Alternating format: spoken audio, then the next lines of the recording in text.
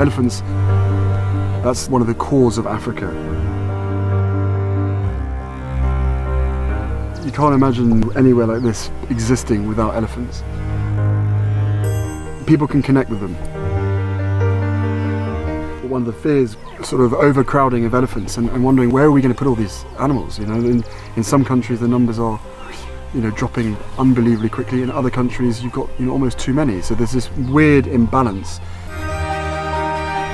So organisations like this need to constantly come up with new methods to move these animals, to care for them, to make sure that these places are looked after. And this is a challenge, it's a huge task. It's amazing to see such unbelievable creatures being moved in a way that you could never even dream of. Everyone's part of this, whether it's moving a leg and putting the strap on, whether it's helping. Every single person feels part of this.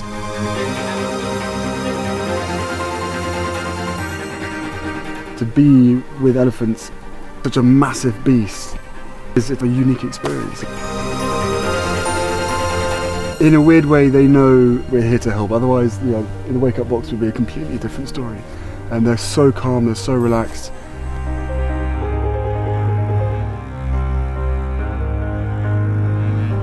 They need to be moved to another place. So this is the most efficient and least invasive way of being able to do it. I can tell you after 3 weeks there's zero stress on these animals, and they're going from one beautiful place to another beautiful place.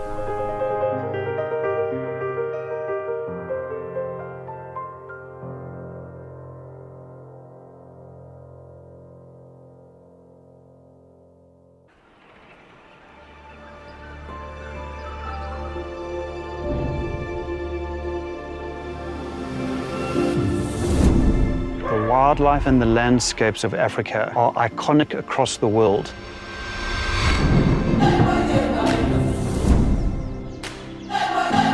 Those landscapes and those systems have shaped every culture on the continent.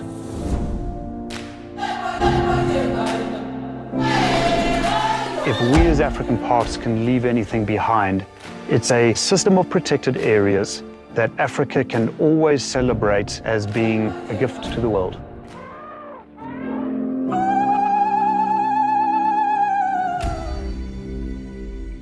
The next 10 years is absolutely critical. Science is telling us that we are on the point of losing 1 million species. We are modifying and consuming the very system that we are dependent on. I can easily understand why people feel that there's no hope. But solutions are seldom global solutions. Solutions are found at a local level. If I look at the protected areas that we manage, every single one of those is a remarkable success.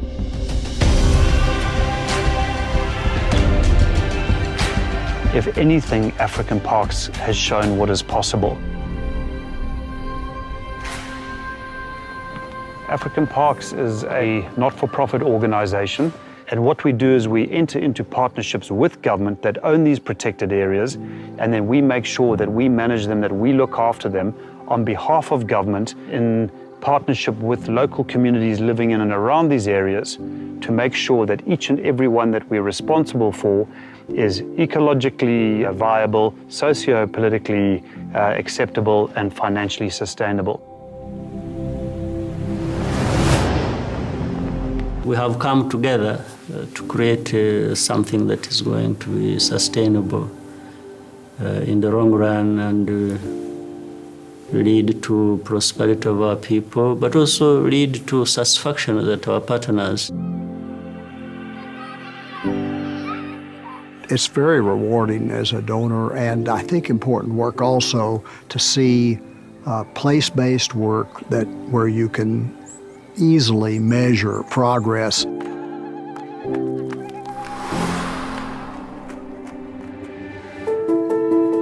Across every park, there are typically 5 key pillars in what we do. The first pillar is the law enforcement function, making sure that the laws of the country are being properly applied to that area. That includes patrolling the park, that includes an organization that knows how to manage the park, and also an organization that knows how to deal with the communities outside the park. If all that happens, I think the parks have a better chance of surviving long term. A foundational requirement for any economic development is that stability, safety, and security. The whole idea is to make sure that we protect very well the resources so that they spill out now to the community so that they benefit. The second element is the relationship with the community. Local communities that live in and around national parks are arguably the most important stakeholder in the success of that park going forward. You have to demonstrate that it's an asset, and they have to see that the day-to-day life can change because the park is there. The third element is your tourism and enterprise overlay.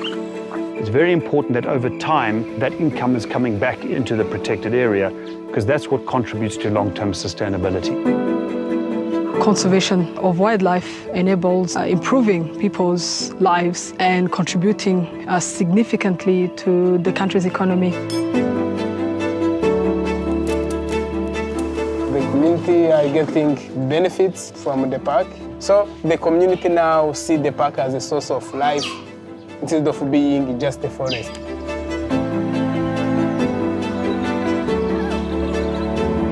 The fourth element is the conservation and the science element to the project. So any activities that require reintroduction of species that might have gone extinct, the monitoring and evaluation of key species.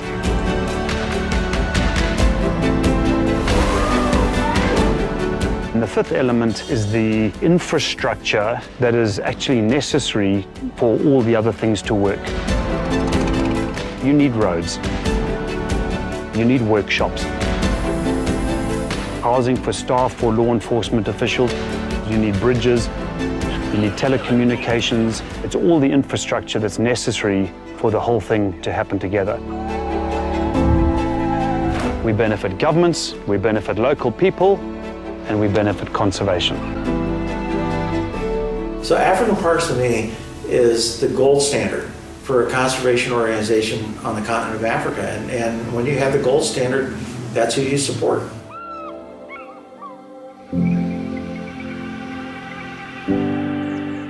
These are the very areas that are regulating climate. It is so critically important in terms of climate change and climate change mitigation. Our estimates are that there is 500 million tons of standing carbon in that portfolio.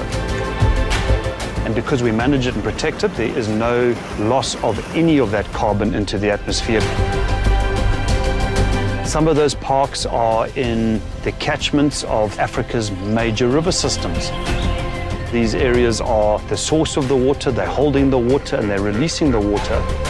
But all of it starts in the protected areas that we are managing.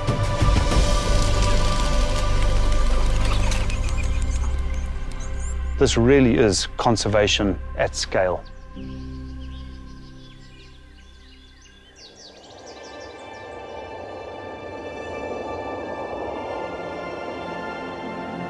Science is telling us that we need to have 30% of Africa set aside where nature is the predominant form of land use.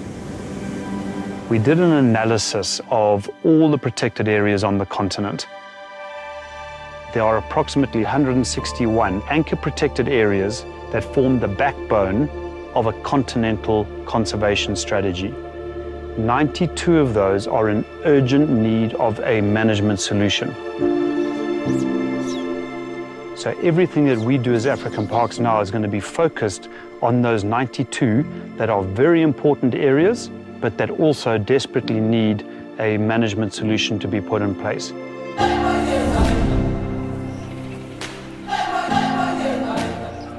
African Parks offers African governments a unique proposition a real solution to manage the protected areas to safeguard our continent's biodiversity while working pragmatically along the path of sustainable development.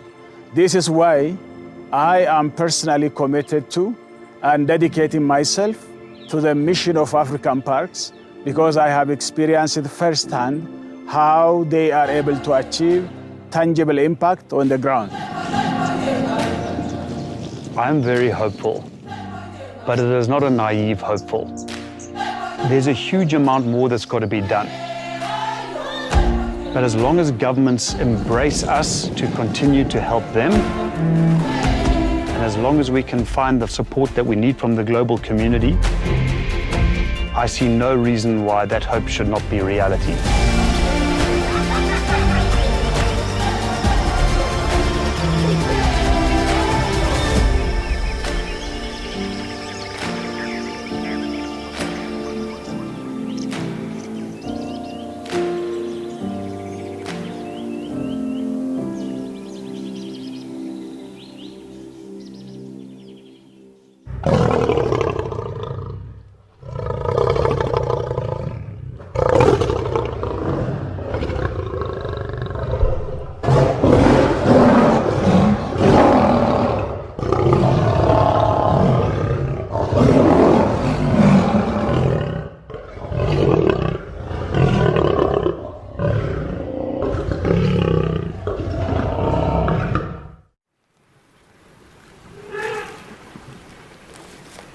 Their distant calls drifted through the trees. The deep guttural grumble is almost primeval. They probably know we're coming already. After years of poaching, they're very nervous of anybody. And hopefully we can get close enough to see them in the trees. As the armed rangers fanned out to the left and the right, we approached the herd. Oh, there they are. You can see them in the savannah. They're out of the trees.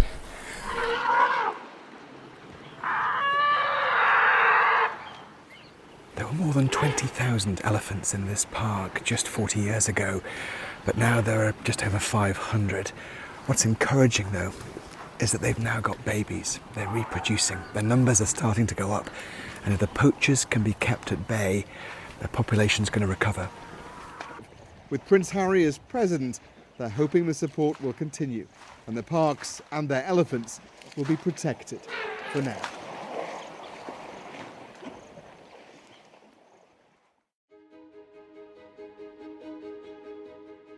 Bazaroot is a rich ecosystem and have a beautiful diversity, especially the dugongs.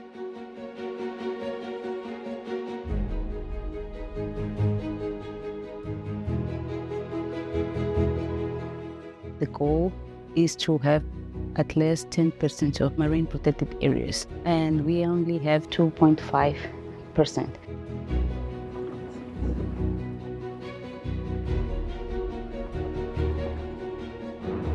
What tagging allows us to do is it gives us a better sense of how animals are using different geographic regions.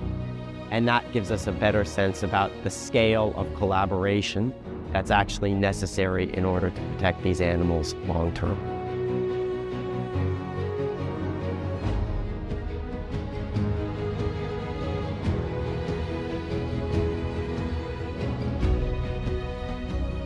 After 2017, it was possible to increase our capacity in terms of monitoring the species. Because of that, we have improved the safety of the resources in the area. No matter where they are, like dugong and marine turtles, these are species which are legally protected. So we have to take care of them. Então nós temos essa responsabilidade de garantir que os dugong existam ainda no parque, a fim de garantir que as presentes e futuras gerações consigam ver também esta espécie de dugong.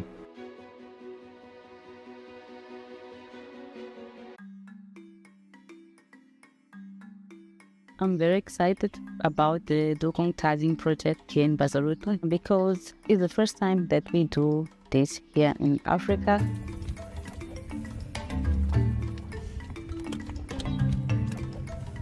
Até agora, vê esse projeto de dugong que a African Park doou para poder ver nos ajudar, ver nos mostrar. Gostaram de aprendermos mais e também ajudamos mais eles também poderem nos ajudar.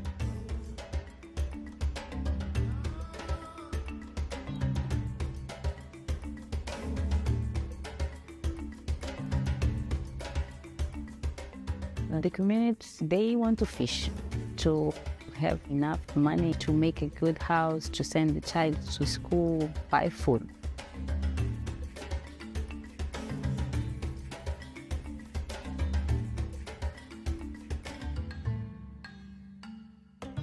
One thing that we did is to give them training in conservation biology, and they saw why it's important to maintain the species that are there because they help to maintain this environment.